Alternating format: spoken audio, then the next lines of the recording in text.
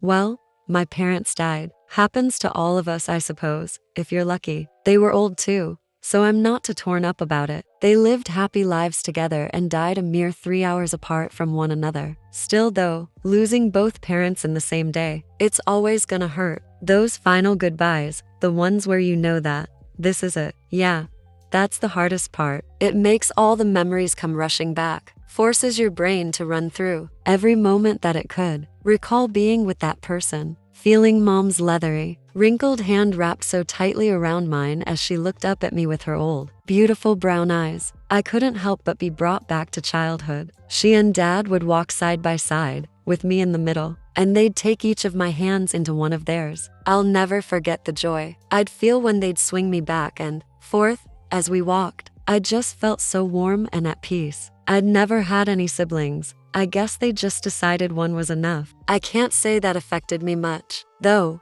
I mean, if anything, it meant more attention for me. Didn't have to share a room, didn't have to share a Christmas, and my birthday always felt like the most important day of the year. As I recollected, I could feel my mother's grip on my hand soften, and her eyes began to flutter. What followed was the monotonous beep of a heart monitor, then silence, broken only by nurses doing their jobs. Mom was gone, and dad was fading quickly behind her. Literal soulmates. Seeing dad in the state that he was in triggered more of those childhood memories, and my face became drenched in tears as I held his hand tightly. As the hours passed, eventually it seemed as though he wanted to speak, but what came out was merely a gasping wheeze that looked like it physically pained him. He looked quietly devastated at my tears, and I assumed he just wanted to reassure me that everything would be all right. He lifted a weak finger towards a shelf at the far end of his room. "The shelf?" I asked, in a quaking voice, with a smile. He shook his head,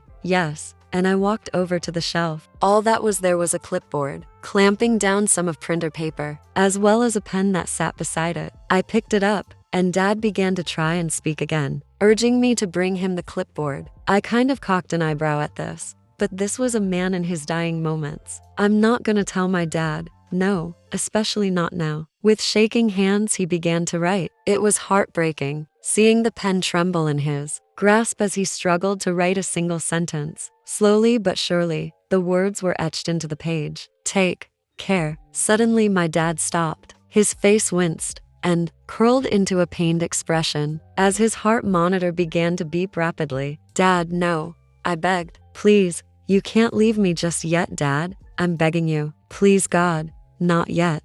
Like for part 2.